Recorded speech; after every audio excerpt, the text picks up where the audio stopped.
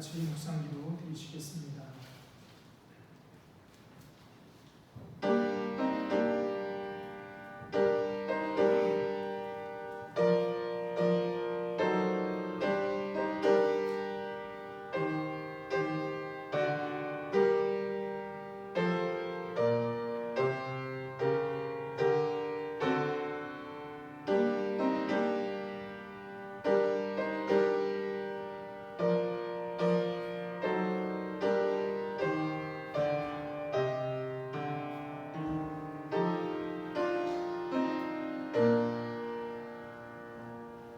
우리가 아직 죄인 되었을 때 그리스도께서 우리를 위하여 죽으심으로 하나님께서 우리에 대한 자기 사랑을 확증하셨느니라. 아멘.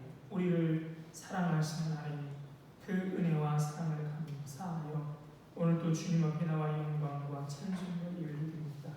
부족한 우리들이지만 우리와 함께 하소서. 우리가 드리는 예배가 하나님이 기뻐 받으시는 예배가 되도록 인도하여 주옵소서. 감사하오 예수님 이름으로 기도드립니다. 아멘. 차례나 찬송가 67장 찬송 보시겠습니다.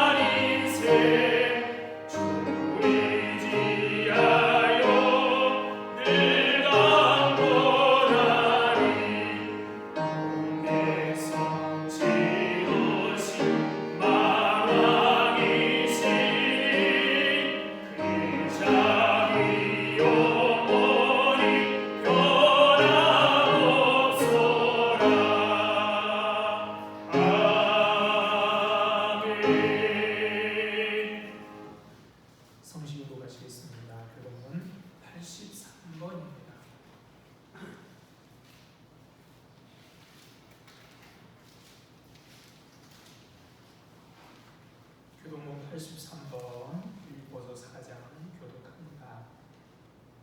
주 안에서 항상 기뻐하라. 내가 다시 말하노니 기뻐하라.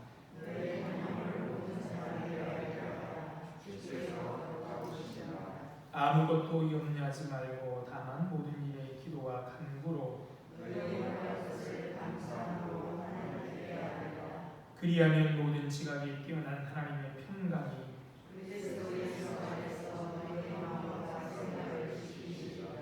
끝으로 형제들아 무엇에든지 참되며 무엇에든지 경건하며 무엇에든지 옳으며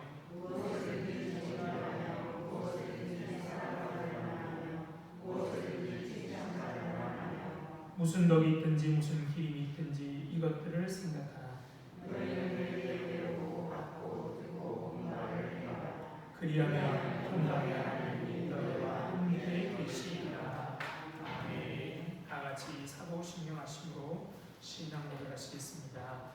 전능하사 천지를 만드신 하나님 아버지를 내가 믿사오며 그 외아들 우리 주 예수 그리스도를 믿사오니 이는 성령으로 잉태하사 동정녀 마리아에게 나시고 본디오 빌라도에게 고난을 받으사 십자가에 못 박혀 죽으시고 장사한 지 사흘 만에 죽은 자 가운데서 다시 살아나시며 하늘에 오르사 전능하신 하나님 우편에 앉아 계시다가 저리로서 산자와 죽은 자를 심판하러 오시리라. 성령을 믿사오며 거룩한 교회와 성도가 서로 교통하는 것과 죄를 사하여 주시는 것과 몸이 다시 사는 것과 영원히 사는 것을 믿사옵나이다.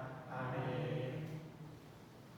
자리에 앉으셔서 찬송가 87장 찬송가 87장 찬송 보시겠습니다.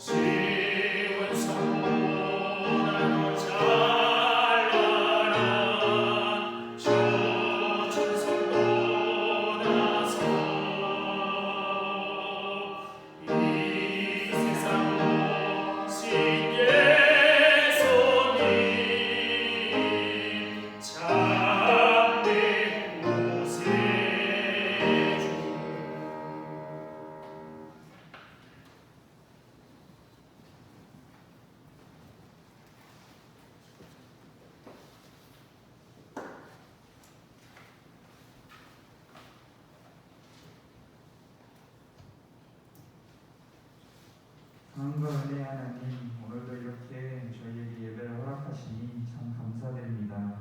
하나님 앞에 모인 저희가 하나님만을 찬양하게 인도하여 주시옵고 이 시간 거룩함이 있도록 축복하여 주시옵소서. 하나님, 이 땅에 오셔서 저희를 위해 예수님을 희생시키셨으니 그 은혜에 감사드립니다. 선한 자들이라도 목숨을 내놓기 힘든 것인데 아직 연약한 죄인인 저희를 구원하고자 목숨을 내놓아 저희를 향한 사랑을 확증하셨으니 저희는 하나님의 그 크신 사랑으로 살아가게 하여 주시옵소서. 그 사랑이 없으면 저희는 죽은 것임을 고백합니다. 하나님, 이 시간에도 예수님의 이름을 듣지도 못하고 죽어가는 영혼들이 있습니다. 하나님, 그들을 생각하셔서 하루빨리 구원을 받을 수 있는 큰 기적을 허락하여 주시옵소서. 그들을 위해 노력하는 많은 교회와 또 선교사들이 있습니다. 하나님의 종들을 통하여서 이 세상이 하나님의 영광으로 가득 차게 하여 주시옵소서. 또 그들을 위해 기도하는 저희 되어서 그들을 믿음으로 위로하게 하여 주시옵소서.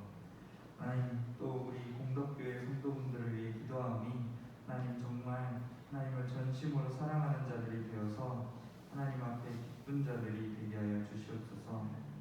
힘든 일들이 있다면 해결하여 주시고 질병이 있다면 치유하여 주시고 또 고통 중에 함께하여 주셔서 모든 순간 모든 일에 하나님을 의지하는 자들이 되게 하여 주시옵소서. 하나님, 코로나가 아직 위험한 중에 있습니다. 이 질병으로 고통받는 자들이 세상에 아직 남아 있습니다. 하나님, 그들을 보시고 하루속히 이 질병이 잡힐 수 있도록 도와주시옵소서. 질병이 무섭다 하여 흔들리는 저희이지만 하나님께서 저희를 붙들어 주실 것을 저희는 믿어옵니다. 하나님, 이제 말씀 들을 때 하나님, 저희는 무지한 자들이오니 저희로 교훈을 얻어서 깨닫게 하여 주시옵소서. 말씀을 먹고 성장하게 하시어 세상의 빛과 소금이 되게 하여 주시옵소서. 말씀 전하실 목사님께도 함께 하셔서 이 시간 귀한 말씀 온전히 전하게 하시고 하나님을 경외하는 자로 가장 지혜롭게 도와주시옵소서. 항상 감사드리며 예수님의 이름으로 기도드립니다.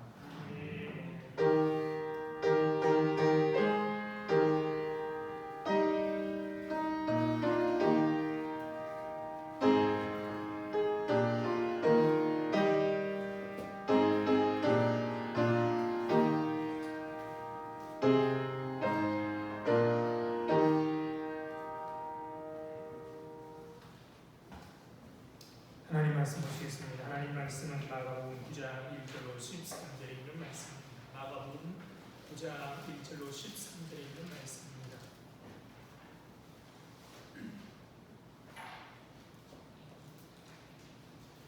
자주 읽고 제가 읽겠습니다. 마가복음 9장 1절 13절입니다. 또 그들에게 이르시되 내가 진실로 진실로 너희에게 이르노니 여기 서 있는 사람 중에는 죽기 전에 하나님의 나라가 권능으로 임하는 것을 볼 자들도 있느니라 하십니다.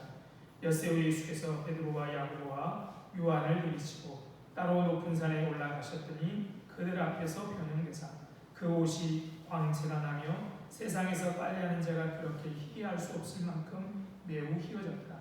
이에 엘리야가 모세와 함께 그들에게 나타나 예수와 더불어 말하거늘 베드로가 예수께 고하되 라프여 우리가 여기 있는 것이 좋사오니 우리가 주막셋을 짓되 하나는 주를 위하여 하나는 모세를 위하여 하나는 엘리야를 위하여 하사이다 하니 이는 그들이 몹시 무서워하므로 그가 무슨 말을 할지 알지 못함이더라. 마침 구름이 와서 그들을 덮으며 구름 속에서 소리가 나되 이는 내 사랑하는 아들이니 너희는 그의 말을 들으라 하는지라. 문득 둘러보니 아무도 보이지 아니하고 오직 예수와 자기들 뿐이었더라.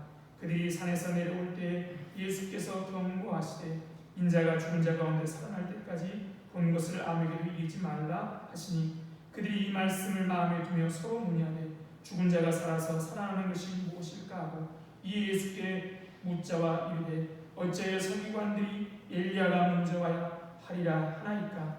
이르시되 엘리야가 과연 먼저 와서 모든 것을 회복하거니와 어찌 인자에 대하여 기록하기를 많은 고난을 받고 멸시를 당하리라 하였느냐. 그러나 내가 너희에게 이르노니 엘리야가 왔을 때 기록된 바와 같이 사람들이 함부로 되어야하느니라 하시니라. 아멘. 주님의 은혜와 평강이 우리와 함께 하시기를 바랍니다. 날이 갈수록 참 삶이 어렵다는 생각이 듭니다. 익숙해진만도 안 돼. 여러분에 비하면 얼마 살지 않아도 50 넘지 않았습니까? 여전히 낯선 땅에 머뭇거리는 것 같은 나날입니다. 사실 우리의 일상은 진부하기 이를 데 없습니다. 주어진 일을 하고 사람을 만나면서 하루하루를 살아갑니다. 하지만 이상하게도 마음이 편치 않습니다. 정체를 알 수 없는 불안감이 마치 안개처럼 우리를 둘러싸고 있습니다. 한 치 앞도 내다보기 어렵습니다. 삶의 예측 가능성이 점점 줄어들고 있습니다. 이번 코로나를 통해서 팬데믹 현상을 통해서 얼마나 우리가 예측하는 것이 맞지 않는지를 깨닫게 되지요. 불안이 우리 삶의 기본 감정이 되었습니다. 그래서 어떤 이들은 불안을 잊기 위해 일이나 오락 혹은 쾌락에 몰두합니다.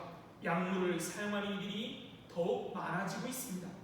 선선한 미소를 짓고 사는 사람들이 줄어들고 넉넉한 마음으로 이웃을 품어주는 사람들이 줄어들고 있습니다.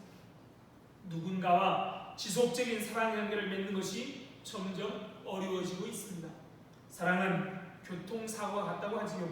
예기치 않은 시간에 찾아오기에 피할 수 없고 그 충격은 몸과 마음에 오래가기 때문입니다. 어느 노래 가사처럼 제멋대로 왔다가 자기 마음대로 떠나가는 사랑 때문에 열병을 앓는 이들이 참 많습니다. 사랑하고 또 사랑받기를 갈망하는 것은 모든 생명현상의 뿌리입니다. 사랑은 이처럼 좋은 것이지만 우리가 관심을 가져야 할 것은 사랑의 방향성입니다. 성인은 그 사람이 무엇을 생각하느냐가 아니라 무엇을 사랑하느냐로 그 사람이 결정된다라고 말합니다. 성경은 그 방향성에 대해 두 가지를 말합니다. 하나는 하나님에 대한 사랑이고 다른 하나는 세상과 세상에 있는 것들에 대한 사랑입니다. 사도 요한은 세상과 세상에 있는 것들에 대한 사랑을 육신의 정욕, 안목의 정욕, 이생의 자랑이라고 말합니다. 이것들은 한결같이 자기가 중심되려는 욕망과 관련이 있습니다. 자기가 중심이 되어야 한다는 것은 다른 일을 수단으로 삼는다는 것입니다. 쾌락을 사랑하는 사람은 자기와 만나는 사람을 자기 욕망을 채우는 수단으로 생각합니다. 돈을 사랑하는 이들에게는 자기가 만나는 모든 관계를 이용 가능한 연줄로 생각합니다. 수단이나 연줄로서의 역할이 끝나면 관계도 끝납니다. 사랑도 끝납니다. 심지어 메시아이신 예수님도 자기가 져야 할 십자가도 수단이나 연줄로 생각합니다. 가이사랴 빌립보에서 제자들은 예수님 제자들에게 너희는 나를 누구냐라고 물었습니다. 그 물음에 베드로는 주는 그리스도이십니다 라고 고백을 합니다. 베드로의 신앙 고백을 들으신 예수님께서는 그때부터 비로소 장차 예수님이 일어날 일을 가르치기 시작합니다. 그것은 예수님이 예루살렘에서 고난을 받고 십자가에서 죽임을 당하고 부활하실 것을 말씀하셨습니다. 자들이 생각하는 메시아는 왕권을 가진 자였는데 예수님은 고난당하는 메시아이셨던 것이죠. 그동안 성난파도도 잔잔케 하시고 오병이어로 수천 명을 먹이시고 군대 귀신을 내쫓고 죽은 자를 살리기도 하신 예수님의 하신 사역을 통해 주님이 어떤 분인지를 보여주셨습니다. 그러나 실제로 예수님이 돌아가실 때 엠마오로 내려가던 제자들은 우리는 그가 정말 이스라엘을 속량할 자인 줄 알았도다 라고 아주 실망스럽게 말합니다. 그렇죠? 이스라엘을 속량할 자 구원자인 줄 알았는데 아니었다는 것이죠. 그분이 고난당하시고 죽으시는 장면을 봤을 때 제자들은 예수님을 영광의 주님으로 이해하지 못했습니다. 그래서 베드로가 예수님이 십자가에서 고난당하고 죽으실 것을 말씀하시자 베드로 뭐라고 말합니까? 주여 그리하지 마옵소서 이 일이 결코 주께 미치지 아니하리라. 그렇죠? 베드로의 신앙 고백은 사실은 자기를 위한 고백이었던 것이죠. 그러나 이것은 주님을 위한 것이 아니라 자신을 위한 것이었습니다. 주님조차도 자기의 수다. 예수님의 나라가 임할 때 한 사람은 우편에 한 사람은 좌편에 이게 우리의 마음이 있던 것이죠. 그래서 예수님은 오히려 베드로를 책망하시죠. 사단아, 내 뒤로 물러가라. 내가 하나님의 일을 생각하지 않고 도리어 사람의 일을 생각한다. 그리고 예수를 따르는 자는 어떻게 살아야 할지 말씀합니다. 누구든지 나를 따라오려거든 자기를 부인하고 자기 십자가를 지고 나를 따르라라고 말씀하십니다. 그러면서 누구든지 자기 목숨을 구원하고자 하면 잃을 것이요 누구든지 나와 복음을 위하여 자기 목숨을 잃으면 구원하리라라고 말씀합니다. 그러면서 오늘 본문 1절을 말씀하시죠. 여기 서 있는 사람들 중에 죽기 전에 하나님 나라가 권능으로 임하는 것을 볼 자들도 있느니라. 죽기 전에 여기 서 있는 사람들 중에 하나님 나라가 권능으로 임하는 것을 볼 자들도 있느니라. 그리고 엿새 6일이 지나 예수님은 베드로와 요한과 야고보를 데리고 높은 산으로 올라가셨습니다. 지금 사람들은 산을 즐기려 찾습니다만 근대 이전까지만 해도 즐기기 위해 산에 오르는 사람은 거의 없었습니다. 성경에서 사람들이 산에 오르는 경우는 까닭은 자명합니다. 하나님을 만나기 위함입니다.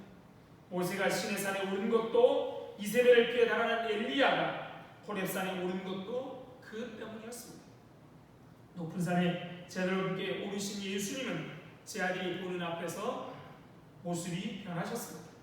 2절 3절입니다. 엿새 후에 예수께서 베드로와 야고보와 요한을 데리고 따로 높은 산에 올라가셨더니 그들 앞에서 변형되사 그 옷이 광채가 나니 세상에서 빨리하는 자가 그렇게 희귀할 수 없을 만큼 매우 희귀하다. 그래서 예수님의 모습이 변했다, 변형되었다 라고 해서 이 산의 이름이 나오지 않은 게 그냥 변화산이라고 부르죠. 이 비일상적인 광경을 이해하기 위해서는 출애굽기 34장을 알 필요가 있습니다. 금송아지 사건 때 하나님이 주신 두 십계명이 적힌 두 돌판, 십계명의 두 돌판을 가지고 내려가 깨뜨려서 다시 돌을 다듬어 산에 올라가 40일간을 하나님과 함께 모세는 있다가 언약의 말씀 십계명에 새긴 두 돌판을 들고 산에서 내려왔는데 그의 얼굴에는 빛이 났습니다. 출애굽기 34장 29절에 우리에게 이렇게 전해줍니다. 모세가 그 증거의 두 판을 모세의 손에 들고 시내산에서 내려오니 그 산에서 내려올 때 모세는 자기가 여호와의 말하였으므로 말미암아 얼굴 피부에 광채가 나나 깨닫지 못했다. 그래서 아론과 이스라엘 자손들은 그에게 가까이 하기를 두려워했습니다. 하나님의 영광 옆에 있는 것만으로 그의 얼굴에 광채가 났다면, 그렇죠? 그 영광의 본체가 가진 찬란함은 어땠을까요? 예수님의 영광은 하나님 아버지의 영광으로 예수님이 원래부터 가지고 계신 영광입니다. 요한복음 1장 14절에 요한은 이렇게 말하죠. 우리가 그의 영광을 보니 아버지의 독생자의 영광이요 은혜와 진리가 충만하더라. 겉은에 가려진 것처럼 인간의 육체의 그동안 영광을 가리고 있었던 예수님은 하나님 아버지의 영광과 동일한 영광을 산에서 높은 산에서 드러내고 계십니다. 사도 요한은 반복해서 다시 한번 예수님의 그런 영광을 다시 보고 이렇게 우리에게 들려줍니다. 그의 머리와 털의 희기가 양 털과 같고 눈 같으며 그의 눈은 불꽃 같고 그의 발은 풀무불에 단련한 빛난 수소 같고 그의 음성은 많은 물소리 같으며 그의 오른손에 7별이 있고 그의 입에는 좌우에 날성검이 나오고 그의 얼굴은 해가 힘있게 비치는 것 같더라. 예수 그리스도의 영광은 우리가 이해할 수 없고 본 적도 없고 이해할 수 없는 온 땅에 충만하고 순수하고 거룩한 빛이 예수를 통해 뿜어나와서 그분의 옷까지 휘어지게 되었습니다. 요한계시록 21장 22장에는 하나님 나라를 설명하는데요, 거기에 없는 것이 두 가지가 있어요.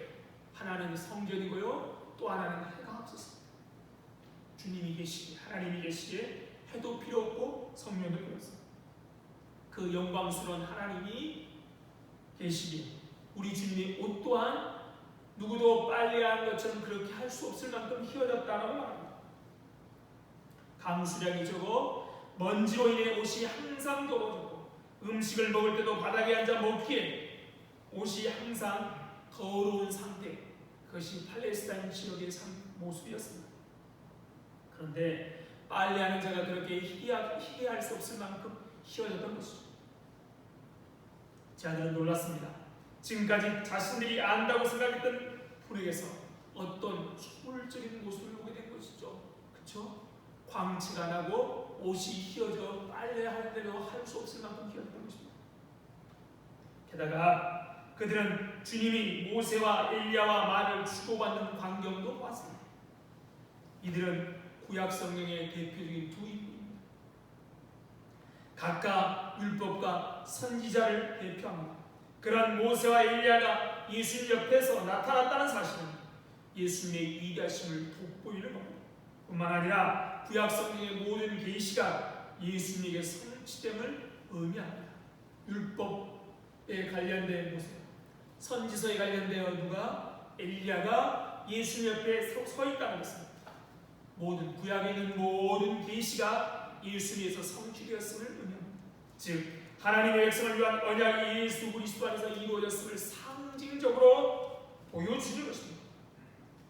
즉 다른 말로 예수가 바로 메시아라는 것을 암시하고 있는 것입니다. 베드로는 그 초월적인 광명 앞에 어쩔 줄 모르다가 말합니다. 라비여, 우리가 여기 있는 것이 좋사오니 우리가 초막셋을 짓되 하나는 주를 위하여, 하나는 모세를 위하여, 하나는 엘리야를 위하여 하사. 초막셋을 짓고 싶은 베드로의 마음을 여러분 이해하시겠습니까?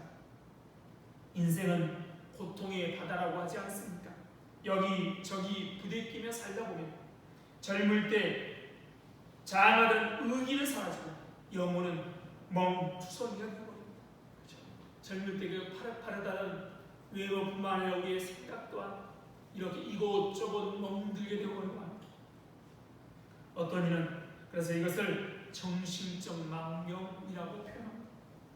이러저러한 잡다한 일에 얽매이지 않아도 되는 세상에 베드로는 살고 싶었던 것이죠. 성경은 그 베드로의 말에 대한 예수님의 반응은 전해주지 않고 다만 구름 속에서 구름이 그들을 덮였고 구름 속에서 소리가 났다라고 우리에게 전해줍니다. 어떤 소리입니까? 이는 내 사랑하는 아들이니 너희는 그의 말을 들으라. 성경에서 빛난 구름은 하나님의 임재에 상징하는 표현이었습니다. 출애굽 때 낮에는 불기도 밤에는 불기도. 그렇죠? 그런 하나님께서 뭐라고 말하신다고요? 예수님을 향하여 이는 내 사랑하는 아들이라고 말씀하십니다. 예수님은 하나님과 함께 하시는 분, 하나님의 사랑하는 아들이라는 것이죠. 이 말씀은 예수께서 세례 요한에게 세례를 받으신 후 하늘로부터 들린 소리와 같습니다. 너는 내 사랑하는 아들이라 내가 너를 기뻐한다. 하나님은 공생애를 시작하는 예수님을 당신의 아들로 세례 요한의 세례 때 인정하신 것입니다. 그리고 예수께서 그의 공생의 마지막 단계가 시작할 무렵에 다시 들려주고 있습니다. 모두가 그의 말씀을 들어야 할 만큼 예수님이 권위를 가지신 분, 하나님의 아들이라는 겁니다. 오늘 본문 앞에 무슨 일이 일어났습니까? 예수께서 예루살렘에 올라가 고난을 받고 죽으실 것을 비로소 말씀하셨습니다. 십자가의 고난을 앞에 두고 계신 예수님을 하나님은 이는 내 사랑하는 아들이다 라고 말씀하고 계신 것입니다. 그러므로 예수님이 겪게 될 고난은 죄의 결과도 아니고 실패도 아니라는 사실을 우리에게 제자들에게 말씀해 주고 있습니다. 그래서 예수님의 사역을 감당했던 백부장은 예수님이 기적을 행할 때가 아니라 십자가에 위에 매달린 예수를 보고 나면 오히려 이 사람은 하나님의 아들이었도다 라고 고백하고 있습니다. 예수님이 십자가에 달려 죽으신다는 것은 예수님이 실패했다는 얘기도 아니고 예수님이 그저 한 인간에 불과했다는 얘기도 아니라는 겁니다. 오히려 하나님의 아들 메시아이시라는 것입니다. 오늘 본문의 사건에 대한 경험을 한 베드로는 베드로후서에서 이 경험을 이렇게 고백합니다. 우리 주 예수 그리스도의 능력과 독림하심을 너희에게 알게 한 것이 교묘히 만든 이야기를 따른 것이 아니오. 우리는 그의 크신 위엄을 친히 본 자라. 우리는 그의 크신 위엄을 친히 본 자라. 언제입니까? 이게 바로 변화산에서 이야기입니다. 지금 큰 영광 중에서 이러한 소리가 그에게 나기를 이는 내 사랑하는 아들이요 내 기뻐하는 자라 하실 때 그가 하나님 아버지께 존귀와 영광을 받으셨느니라. 이 소리는 우리가 그와 함께 거룩한 산에 있을 때 하늘로부터 나는 것을 들은 것이라. 여기서 우리는 그때 산에서 베드로가 경험하였던 경험이 그의 크신 위엄, 즉 큰 영광, 존귀와 영광이라는 것으로 표현되는 것에 주목할 필요가 있습니다. 이것은 변화산에서 제자들에게 보이신 예수님을 한마디로 말하면 하늘의 영광 속에 계신 하나님이라는 것입니다. 그러면 하늘의 영광 속에 계신 하나님의 아들이신 예수님의 그 모든 특별하고 놀라운 광경을 제자들에게 보여주신 이유가 무엇일까요? 이 사건은 비록 예수님께서 머지않아 십자가에 달려 돌아가시겠지만 그럼에도 불구하고 그가 바로 영광스러운 하나님의 아들이라는 것입니다. 즉 메시아이라는 것이죠. 거꾸로 말하면 하늘의 영광 가운데 계실 예수 그리스도께서 이 세상에 오셔서 하실 일은 다름이 아니라 십자가의 고난과 죽음이라는 겁니다. 하나님 보좌 우편에 하나님과 동등된 그 영광스러운 예수님이 이 땅에 오셔서 하실 일은 바로 십자가의 고난과 죽음이라는 겁니다. 오늘 이야기를 기록하고 있는 평행복음이 누가복음에 보면 예수님과 모세와 엘리야가 나눈 대화의 내용이 기록되어 있습니다. 누가복음 9장 30절 32절입니다. 문득 두 사람이 예수와 함께 말하며 이는 모세와 엘리야가 영광 중에 나타나서 장차 예수께서 예루살렘에서 별세하실 것을 말하는데 베드로와 및 함께 있는 자들이 깊이 졸다가 온전히 깨어나 예수의 영광과 및 함께 선 두 사람을 보니 예수님께서 모세 엘리야가 나눈 얘기가 뭐라고요? 별세, 즉 세상을 떠날 이야기라는 것이죠. 영광 중에서 예수께서 준비하고 계신 것은 별세, 예루살렘에 올라가 고난을 당하고 십자가에 달려 돌아가실 일이었다는 겁니다. 이것은 메시아가 십자가를 진다는 것은 제 아들이 생각하는 것처럼 모순이 아니라 십자가의 고난과 하늘의 영광은 함께 하는 것이라는 것. 그러므로 이 사건은 고난 당하셔야 할 메시아라는 이해되어야 할 말씀 때문에 혼란스러워하는 제자들에게 말씀에 대한 절대 우리 예수님의 그 말씀, 내가 예루살렘으로 올라가 고난당하고 죽는다는 그 말씀 온전히 신뢰하고 순종할 수 있도록 해주시는 하나님의 은혜였습니다. 고난 받으시기 위하여 예루살렘으로 향하는 것이 올바른 길임을 우리 하나님은 제자들에게 말씀해주고 계신 겁니다. 제자들에게 예수 그리스도의 십자가에서의 죽음이라는 엄청난 사건뿐만 아니라 훗날 그 예수를 따르는 너희들이 제야 할 고난의 길을 이해하고 이기도록 용기를 주기 위함.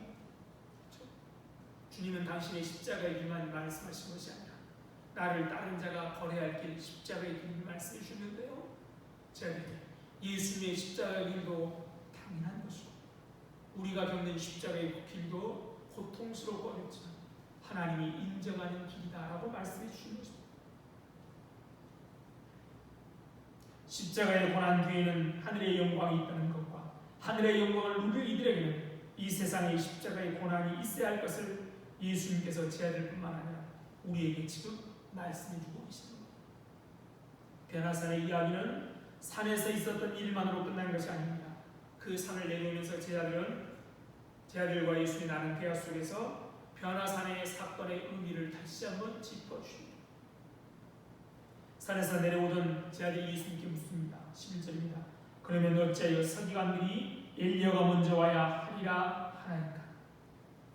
예수님이 오시기 전 400년 전 말라기 선지자는 만군의 여호와의 날이 있노라 보라 내가 내 사자를 보내리니 그가 내 앞에서 길을 준비할 것이라고 했고 또 보라 여호와의 크고 두려운 날이 이르기 전에 내가 선지자 엘리야를 너에게 보내리라고 예언하였습니다. 그 예언은 이스라엘 백성들 사이에 널리 알려졌고 특별히 성경을 깊이 연구하는 서기관들은 메시아보다 엘리야가 먼저 와야 된다라고 말하였습니다. 그런데 변화산에서 나타난 예수님과 더불어 이야기를 나누고 사라진 엘리야를 본 자들은 말라기 선지자를 통해서 주어진 예언과 선지자들이 한 말, 그렇죠?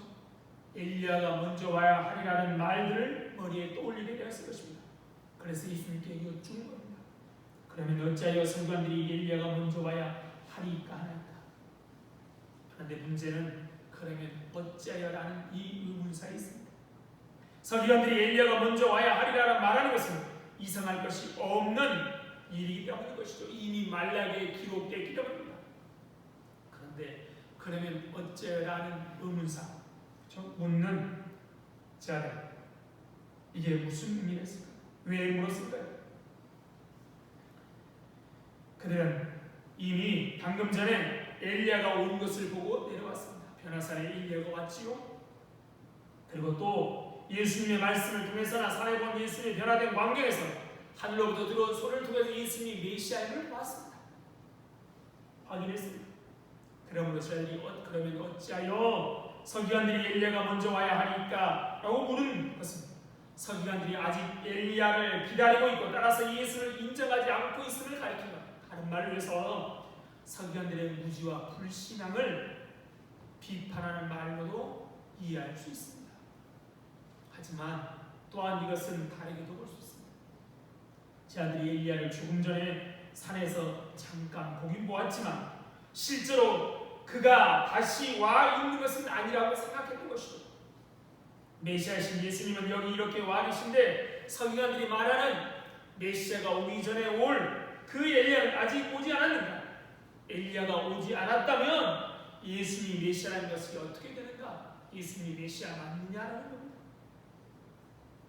그러한 의심 밑에는 왜 하나님의 아들이신 메시아가 고난을 당해야 하는가라는 의문이 아직도 깔려있는 겁니다. 메시아라면 왕권을 가지고 오신 메시아이기에 고난과는 관련 없이 이대로 올라가 로마를 물리쳐야 됩니다. 주님은 십자가에 죽겠다고 하시니 도저히 당신 메시아냐라고 묻는 것입니다.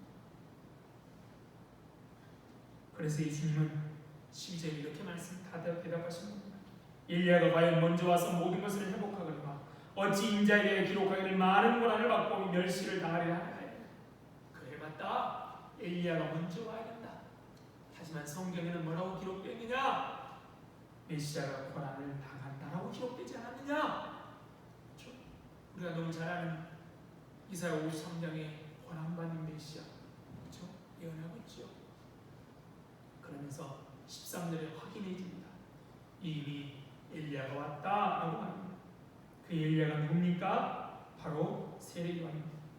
오리라는 메시아가 엘리야가 왔다는 것은 곧 예수가 바로 약속하신 메시아라는 의미입니다. 그러므로 예수님의 이 답변 12절 13절 말씀 안에는 이런 함축적인 의미가 담겨 있습니다. 그러므로 내가 고난을 받고 죽을 것이라는 말을 이상하게 여기지만 비록 내가 고난을 받고 죽을지라도 나는 분명히 하나님의 아들이고 메시아이다 라는 말씀인 것이죠. 산에서 너희에게 영광을 보여주지 않았느냐. 그렇죠? 여기 서 있는 자는 며칠 후에 하나님의 공동으로 임할 것을 보리라 했는데요. 그것이 변화산상에서 일어났고요. 또 앞으로 오순절날 성령님만 보게 되는 것이죠. 예수님 변화산에서 예수님의 변화된 모습을 통해 십자가의 고난 뒤에 하나님의 영광이 있다는 것을, 하늘의 영광을 누릴 이들에게 이 생의 십자가의 고난이 있을 것임을 우리에게 다시 한번 말씀해 주고 계십니다.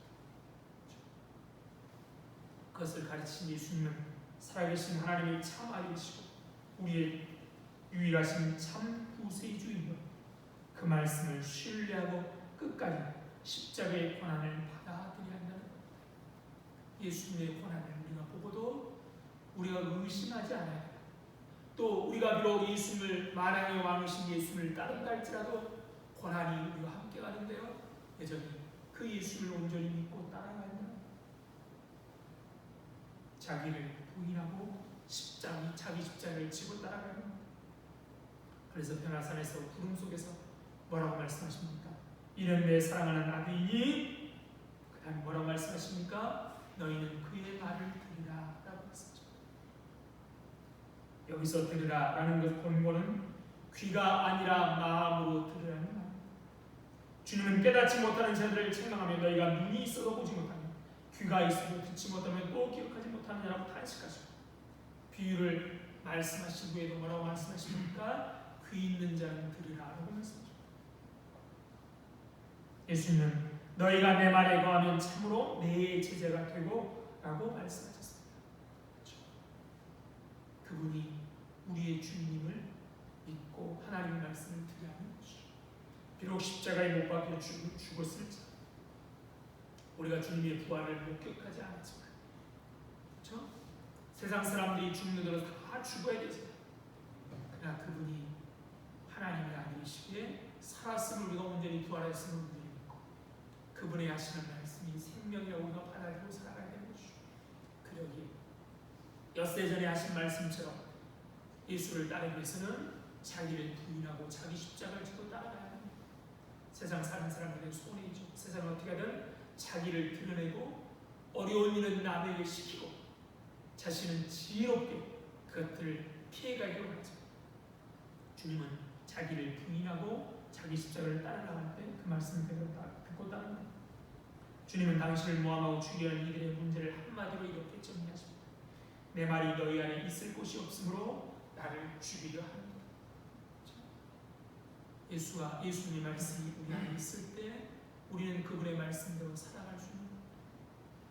예수님의 삶은 세상적으로 화려한 삶이 아니었습니다. 십자가와 고난의 삶이었습니다. 그것이 주님이 걸어가신 길이고 또한 우리가 걸어갈 길입니다. 그 길이야말로 참된 영광의 길. 그렇죠? 하나님이 그렇게 말씀하셨죠. 그 길이 참된 영광입니다. 그것을 믿고 듣고 순종하고 자기를 부인하고 자기 십자가를 지는 삶을 새롭게 다짐하는 우리 모두가 되기, 세상과 달리 하나님의 말씀대로 자기를 부인하고 자기 십자가를 지고 따라가는, 그렇게 온전히 하나님의 사람으로 살겠다고 다짐하며 살아가시는 복된 성도들 되시기를 바랍니다. 참 좋으신 하나님, 은혜와 사랑을 감사합니다. 오늘도 우리를 부르셔서 주님을 따르는 제자로 불러주심을 감사드립니다. 우리는 군주, 무리가 아니라 예수님의 제자입니다. 그러기에 자기를 부인하고 자기 십자가를 지고 따르는 우리들 될 수 있도록 은혜 베풀어 주세요. 사탄은 끊임없이 우리를 유혹합니다. 우리가 주인 되도록 우리를 위해서 살아가도록 유혹하는 그 소리를 듣지 않도록 해주시고, 우리 주님의 말씀을 듣고 하나님의 말씀대로 내가 아니라 주님을 나의 주인으로 섬기며, 그래서 주님의 말씀을 듣는 골짜기라도 또는 풍랑이는 바다라도 주님이 함께 계시기에 주님의 말씀으로 순종하며 살아가는 우리를 위해서 온 땅에 하나님의 아름다움을 증가할 수 있도록 은혜 베풀어 주세요. 우리가 가진 것이 많음으로, 누릴 것이 많음으로 하나님의 제자임이 드러나는 게 아닙니다. 우리 예수님의 말이 우리 안에 있으므로 우리가 예수님의 제자임이 드러나도록 도와주셔서 온 땅이 그 말씀을 받아들일 수 있도록 역사해 주옵소서. 감사하며 예수님 이름으로 기도드립니다. 아멘. 찬송가 327장 찬송을 부르시면서 준비하시기 바랍니다. 천성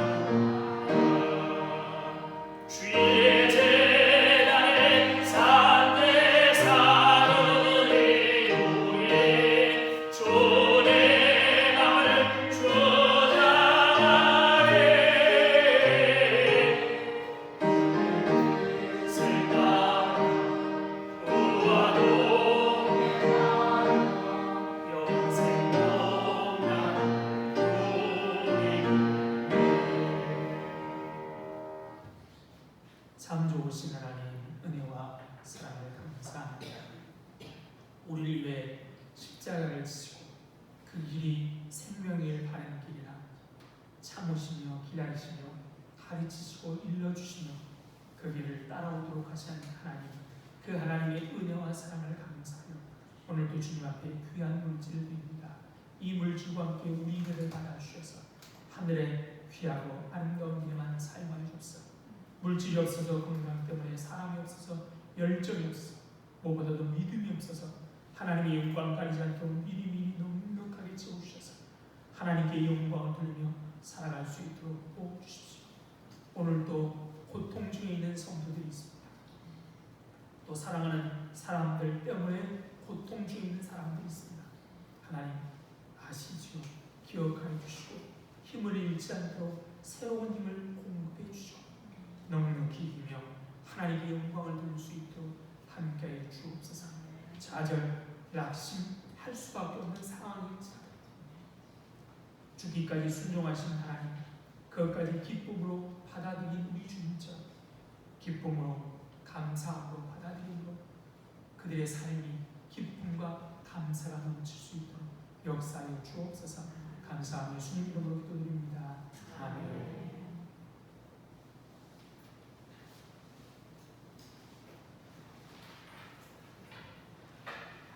수요일은 9월 1일 앞에서 새벽기도 말씀기도로 새벽기도를 드립니다. 여기 나오시던 예배당에 나오시던 못 나오시던 간에 꼭 기억하시고 일어나 다시 함께 기도했으면 좋겠습니다. 자리에 일어나 인사하시겠습니다. 반갑습니다. 사랑합니다. 축복합니다. 행복하십시오.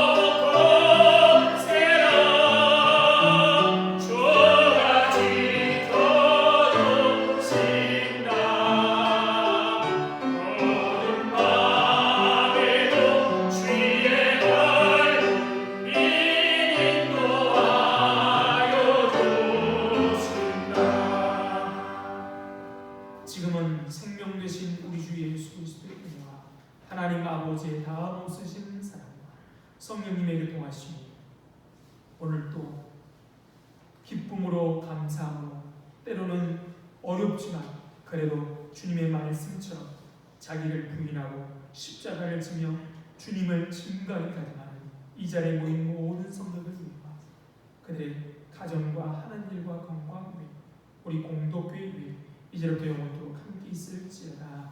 아멘.